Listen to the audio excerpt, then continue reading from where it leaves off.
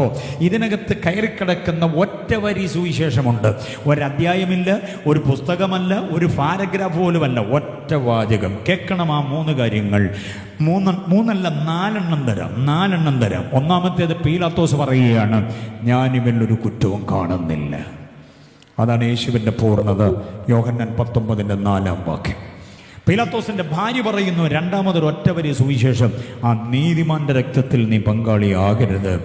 മത്തായി സുവിശേഷം 27:19. മത്തായി 27:19. ഇനി കേൾക്കണോ?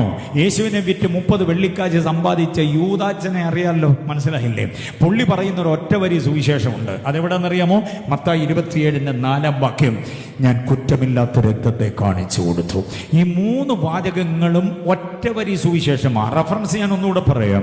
ആദ്യം ഞാൻ പറഞ്ഞ റെഫറൻസ് മറക്കരുത്. അത് പീലാത്തോസ് പറഞ്ഞതാണ്, യോഹന്നാൻ 19:4. രണ്ടാമത് പറഞ്ഞത് പീലാത്തോസിന്റെ ഭാര്യയാണ്, അത് മത്തായി 27:19.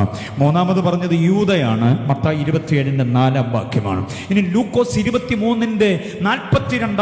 23:42 ലൂക്കോസ്, ഡോക്ടർ ലൂക്ക് മാത്രം രേഖപ്പെടുത്തിയിരിക്കുന്നു.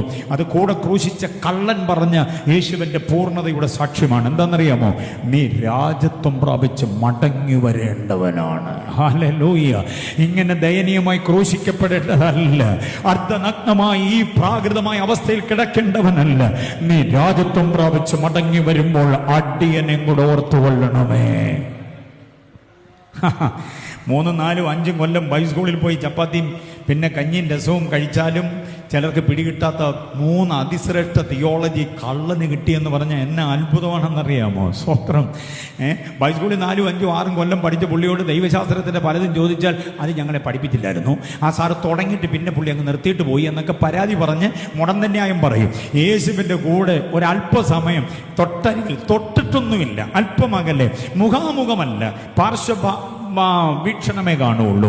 അങ്ങനെ കിടന്ന ഈ കള്ളൻ പറഞ്ഞ തിയോളജിയെ നിങ്ങൾ വായിച്ചിട്ടുണ്ടോ? നീ രാജത്വം പ്രാപിച്ച് മടങ്ങി വരുമ്പോൾ അടിയനെയും കൂടെ എന്തോ ചെയ്യണേ? ഓർക്കണേ. അതിനകത്ത് 3 ദൈവശാസ്ത്രമുണ്ട്. 1, ഈ കിടക്കുന്നത് രാജാവാണ്.